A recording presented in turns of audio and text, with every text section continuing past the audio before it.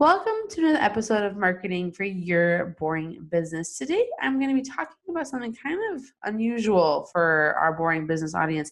We're talking about what happens when you go viral, and we're going to break it down from coming up with an idea, how to make that magic happen, and then what to do once you've gone viral, whatever that definition is for your business, and maintaining that traction ongoing. I'm talking with Michelle Fortin. She is part of the comedy duo Leanne and Michelle, who love to make women and moms laugh. You know them from their viral videos, Look What Joanna Made Me Do, and If You Were My Friend, Then You'd Buy This. Their passion is to create great comedy in many mediums, parodies, sketch humor, and live improv comedy shows. Their videos have attracted millions of views on Facebook and have received national attention from USA Today, New York Times Today, and Southern Living.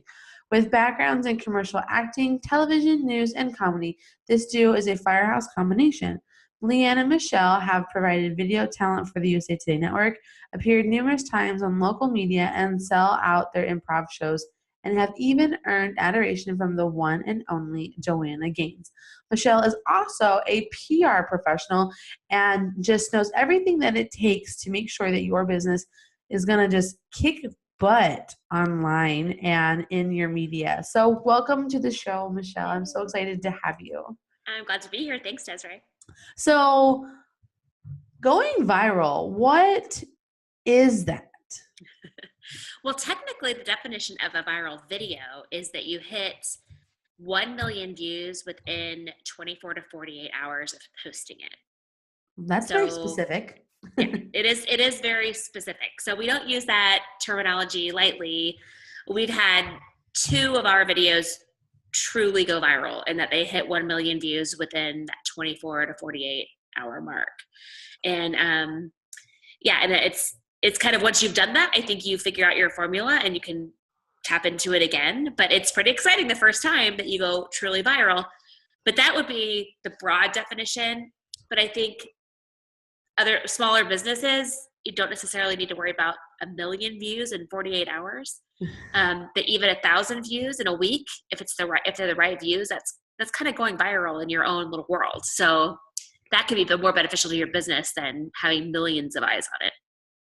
Yes, because those millions of eyes might be untargeted. Unless you live in a major city, like Phoenix or LA or Vegas, where you've got millions and millions of people there, I would think that having a more focused number of views would be much better for a local business or a smaller business. Yeah, for sure. I mean, I own my own PR firm in Phoenix, as you mentioned, and so I have clients that I represent with that. But the Leanne and Michelle venture, this comedic duo I'm a part of, our audience is national and international, and we were looking to grow our platform and raise awareness about who we are in an effort to work with companies who want to reach that target demographic. So going viral online with the millions of views was very helpful to us to grow that platform very quickly and then get the attention and respect of some of these bigger brands that we could then work with to have a national reach. But it's not how I advise my local clients here in the Phoenix market, if their business is here, to go about their business.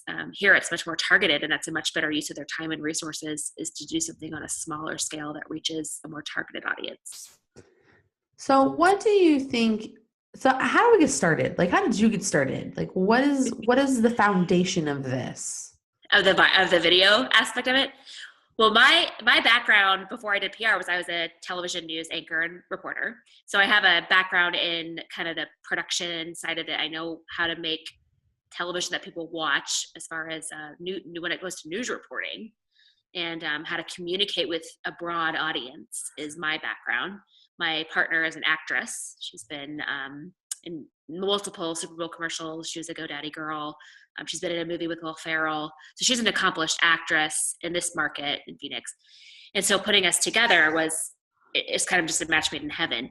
But as far as the interest in using videos to promote myself in this side business or any other business is really looking at the way the world is going online and how everyone wants something visual and they want it concise, so they want it short. And if it makes them laugh, they're going to share it even more, and it's going to go quickly. If it makes them cry or laugh, I'd rather make people laugh than cry. But that emotion, like tagging into someone's emotion, is what really makes them want to share it and view it and spread the word. So how do you decide like what your video platform should be, like what you should be doing? How are we going to make people laugh or cry? Like, let's start from the beginning. I'm a dentist, a chiropractor, a construction worker, everyday business. How do I get started with this? Well, I mean, you say every business is boring. I say there's probably something funny about every business, and whether it's a personality of someone that works in your office that you can just play up with to keep your visibility with your audience or grow your audience, or also you're a business because somebody can't do what you do. And what you do every day seems pretty simple, especially if you're, a contractor or landscaper or something like that. Like, you're doing something, a service for people because they either can't do it or they don't want to do it. And you know what? There's humor in that. So coming in to save the day can be really funny. And there's definitely something that people can resonate there with the humor. And also, you look at dentists or doctors, obviously people should not be doing that themselves at home. They have to come to you because you're the trained professional. So, there's really comedy in every business, I think. And comedy is a very clever, very popular right now way to market your business. And when people see that you can laugh at yourself, you're much more approachable, and people are going to want to get to know you more and know more about your business. How can I be funny? Like, I know it's a really silly question. I think I'm hilarious. I've got mom jokes though, so it's like, how do I tap into, I guess, the formalization, the production of funny? Yeah. Well, there's a few ways to do that. I mean, not everyone is funny. I mean, like, we all know our dads or somebody who, my dad's probably going to listen to this podcast. So my dad's hilarious, but average dad, my dad thinks he's hilarious. My dad, when I was growing up, all he ever did was take like really popular songs that like I was like obsessed with, and he would like change the words to them and do like his own parodies, and then he would do this like awesome, really goofy like dad moves, dad dancing, dad and mock, and then he always would tease me and like embarrass the crap out of me when he would drop me off at school. Like, my dad is the like epitome of like dad jokes. It's like Obama and my dad, our dad joke king. Like, where they like line up is like the same person to me. That's awesome. Is your dad Joe Biden? My dad would probably get down with some Joe Biden jokes. Let me tell you. I love it. So part of that is, recognizing where your strengths are. I mean, if your friends think you're funny and you have some funny things that, go with it. Or partnering with someone who does this professionally. And there's a lot of people out there like me and my partner, Leanne, who are professional writers and can tap into that comedy. There's people who are just very good comedic writers for blog posts or social media posts. And then also in video production as well. So Leanne and I have a business where we write parodies for companies. So we have several contracts right now with companies where they've recognized the need to have humor as part of their business to raise awareness. And so we're going to be producing some parody videos, some sketch comedy, some just straight to camera, funny mom stuff for these businesses to promote themselves. So there's definitely a world out there to tap into if that's a route that you want to go, to use comedy to promote your business. Now, don't you have a fun story on how you got into comedy, though? Oh, yeah. So it's kind of random. So my background, like I mentioned, is in television news. I've also taught broadcast journalism at the collegiate level. I've been a paid professional speaker. There's all these things I've done in the communications realm in my career. And then, I was about to turn 40, and I was like, you know what? I've never done comedy. Like, that would be kind of fun. I've always, like you, I think I'm funny, but I don't know. So I signed up for an improv class in town here, happened to meet once a week on a night I was free, and I just fell in love. And improv comedy is not stand-up. It actually requires some very minimal acting skills, but you have to be partnered with someone and you have to kind of really listen well to your partner. There are some very good basic communication skills that would benefit business owners or someone in sales greatly from just taking an improv class. But that's what I did. I took an improv class for a few months and I just really loved it. And I had some friends that came to a showcase that I did when I was kind of graduating, and one of them wanted to book me for a show for a church group. And I was like, well, I need a partner to do that. I don't have like a professional comedic partner. So then Leanne was a friend of a friend, and I knew she did improv. So I called her up and I'm like, you don't know me, but I just took an improv class. I think I'm funny. I hear you're funny. Let's do a show. So you don't know that me, was a year ago. Look at us now. What? You don't know me, but we're going to be best friends. You don't know me, but I'm about to change your life.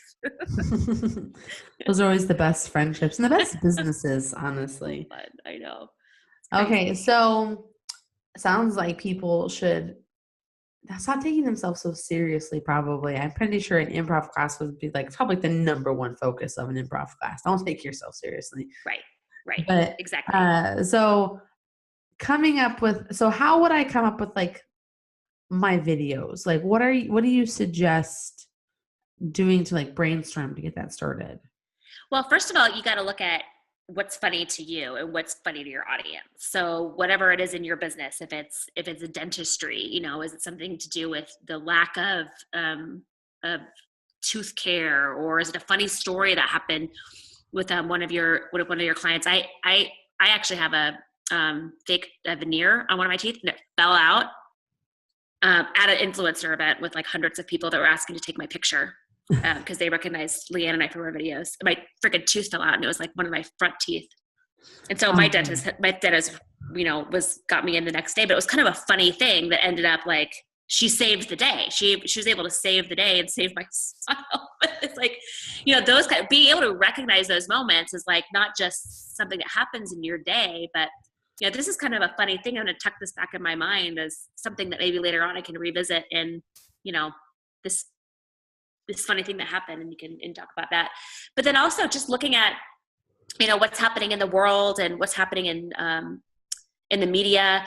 Leanne and I are about to release our next parody video, and it's a sketch. It's actually not a musical parody. It's a sketch of The Bachelor, a parody of that. And, that season is about to wrap up. So it's top of mind for a lot of people right now. We're going to be releasing it within the next week, hopefully less than that.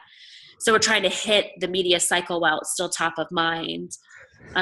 So just thinking about like, what's funny, what's a funny way to get your message out that's going to actually resonate with people in a timely manner is part of it as well. So almost like you needed like a 2-column thing, like the 1 column, like things that constantly happen to you in your business that are hilarious or ridiculous or that you wish people would stop doing. Yeah. And then ask like, what is trending right now? Like what's a funny hot topic or I guess a pop culture topic that's happening right now and then trying to find some way to link the two. Right. And also, we had a woman who contacted us recently. She wants us to write a parody about her business, and she sells children's clothing. But there's a whole subculture in her industry of people who basically hoard this clothing. Like they'll buy this clothing when it goes on the market, and they'll snatch it off the market, they'll hold on to it, and then they'll resell it in these Facebook groups, and they'll make a profit on it. And it's this whole subculture. And so she kind of enlightened us to this, which is hilarious when you look at it from multiple levels.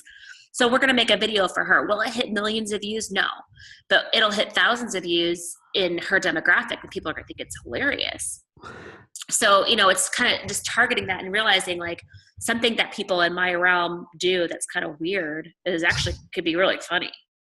Well, it's sort of the riches are in the niches mentality. It's probably like, it's important that you're making the right people see you and laugh. Exactly. Awesome. Exactly. Like our Joanna Gaines parody, like all we cared about was that Joanna Gaines saw us, and she did, and she liked it. I love that more than you even know.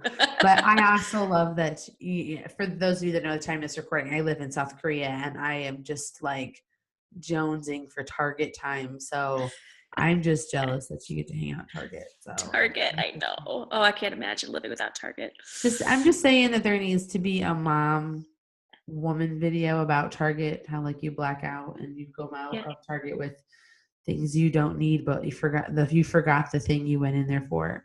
Yeah, a fun story. Leanne and I, the first video we ever shot together, we basically just shot ourselves on this really crappy camera, and we did multiple scenes in Target, and we didn't ask permission to be there. We just did it. We totally got kicked out. Escorted out of Target because we kept taking videos. At least you weren't like banned from Target. No, that would be devastating. Right.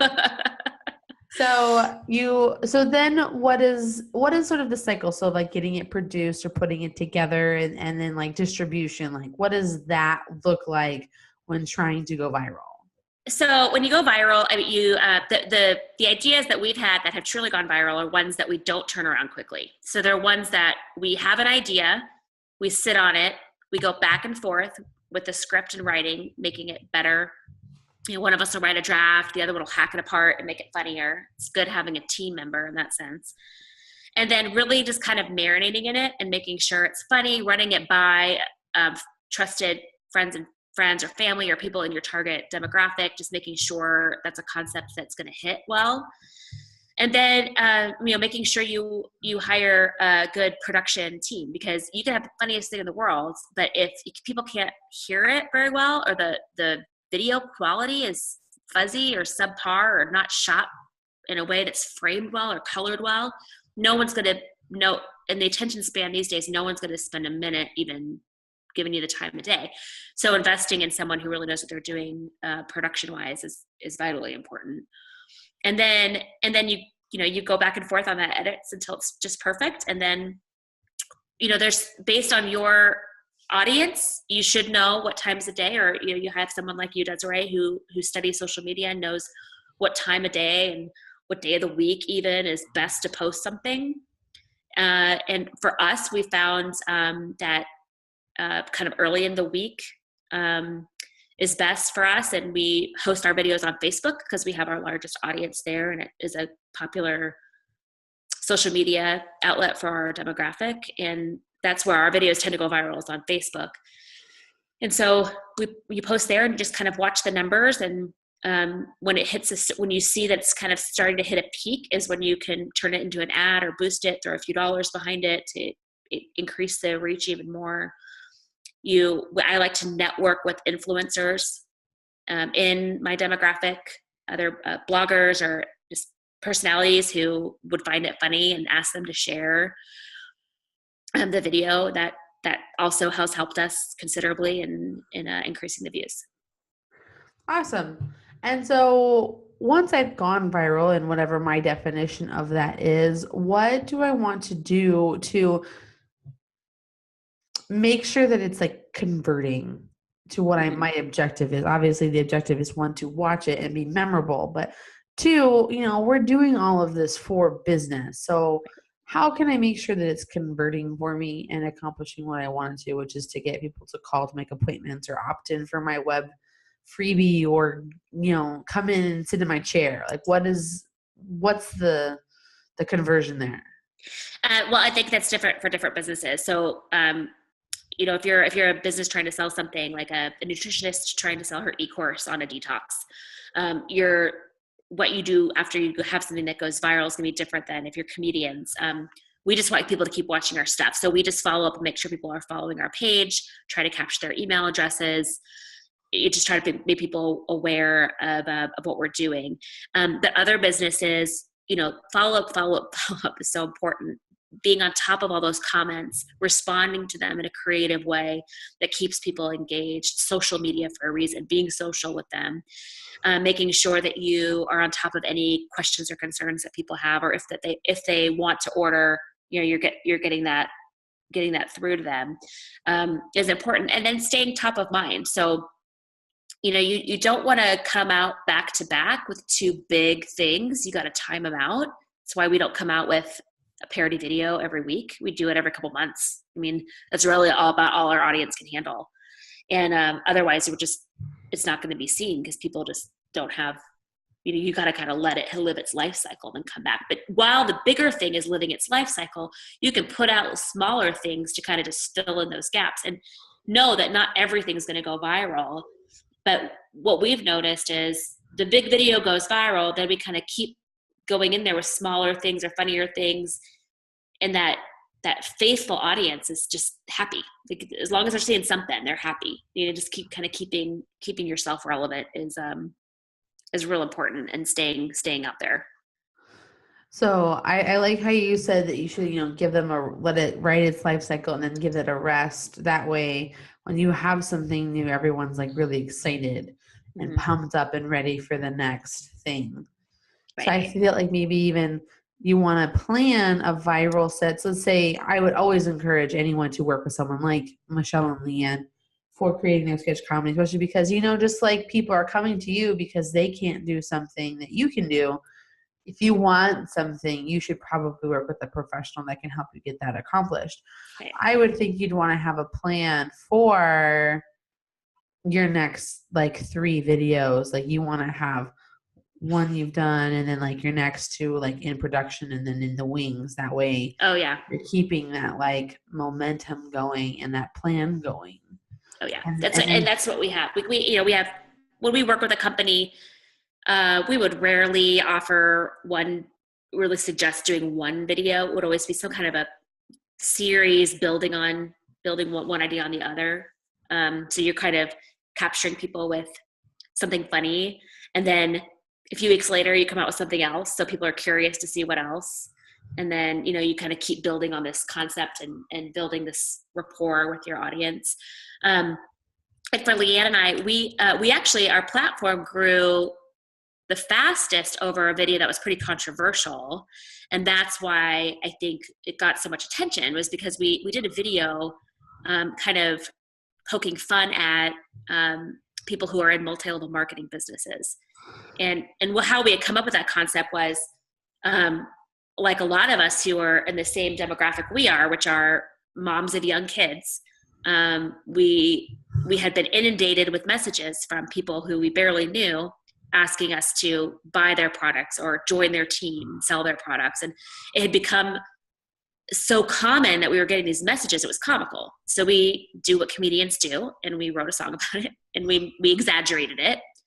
And the funny thing is we actually, Leanne and I don't sell these. We're not part of a multi-level marketing company, but we do buy a lot of these products. But we did this, and it has well over 3 million views right now on Facebook. And it was the first video we did that went viral. But a lot of people were offended by it. The people in multi-level marketing businesses, which was kind of funny to us, because if they were offended, it meant they were doing it wrong. Yeah, you should be able to poke fun at yourself and exactly laugh at your own thing. Exactly.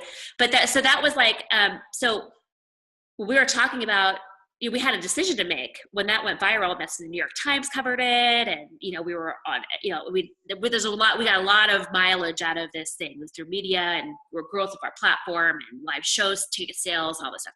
And then, but then we had a choice to make. We could continue making fun of multi-level marketing companies and make a career out of that, or we could just move on to the next thing. And we just decided we weren't going to be pigeonholed making fun of multi-level marketing. The next thing we put out there had nothing to do with multi-level marketing. In fact, it was a parody about sending your kids back to school at the beginning of the school year.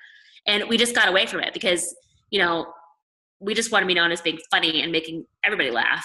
And we didn't want to make ourselves so, pigeonholed. And I think that's true for a lot of businesses too.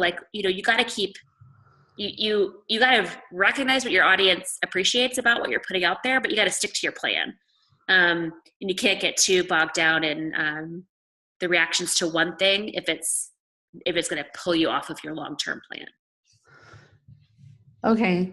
That makes a lot of sense for you to make sure that you have that plan and you're doing it and being niche where it's relevant versus pigeonholed. I think it's that delicate line between what you said, pigeonholing and speaking to your industry and who you are and making fun of your business. Yes. So are we missing anything? Have we kind of covered everything that goes into viral life? Virality. Yeah, I'm happy to answer any other questions. I feel like, very rare is the situation where something haphazard goes viral. I feel like we see that a lot. Like mom just happens to capture a video of her kid doing something funny and it goes viral. But that's the exception. That's not the rule. Most of the stuff that goes viral is very well thought out, planned, orchestrated, produced very well and by professionals. So if you are looking to get a virality from a video product for your business, it's best to just not hope it happens, but kind of partner yourself with someone who knows what they're doing to ensure it happens, or, to the best of their ability. You can never guarantee it. That, and also I just think I love talking about comedy and promoting businesses, because comedy is a way that throughout history, different groups and organizations have used comedy to make themselves more accessible. And you can look at, a lot of social justice issues and whatnot, and how over the years, comedy has become a way for people to reach a common ground and understanding about different issues and topics. And so for businesses then to look at comedy and think, I'm a lawyer. There's nothing funny about being a lawyer, but, we could make fun of, the industry or ambulance chasers, or like make it funny and do something funny that would bring attention and make me more approachable and relatable. Comedy is a great way to do that. Awesome. So basically, I think that we can sum up going viral as be funny to make you relatable. Yes. Vulnerable even, and less scary or frustrating or boring. Right. Not boring, approachable. Yes, yeah. Definitely. Okay, Michelle. So how can people find you, follow you, love you? Okay, well, for Leanne and Michelle, we are on Facebook. Leanne and Michelle. Leanne is Leann, and Michelle. We're on Instagram, YouTube, all that fun stuff. Awesome. And if people wanted to find you guys for your expertise and services, I'm guessing they could start there as well. Yeah, through Facebook is the best way. Our website is in progress. Good to know. Good to know. All right, guys. Well, I'll make sure to include those links to their profiles, and even maybe include the videos to that Joanna Gaines. And if you were my friend, you'd buy this too video. They're hilarious. I've been friends with Michelle for a while, and I've of course gotten to follow them all along. And because I am in her demographic, I get to laugh and love with her along the way. And I can't wait for all of her next stuff.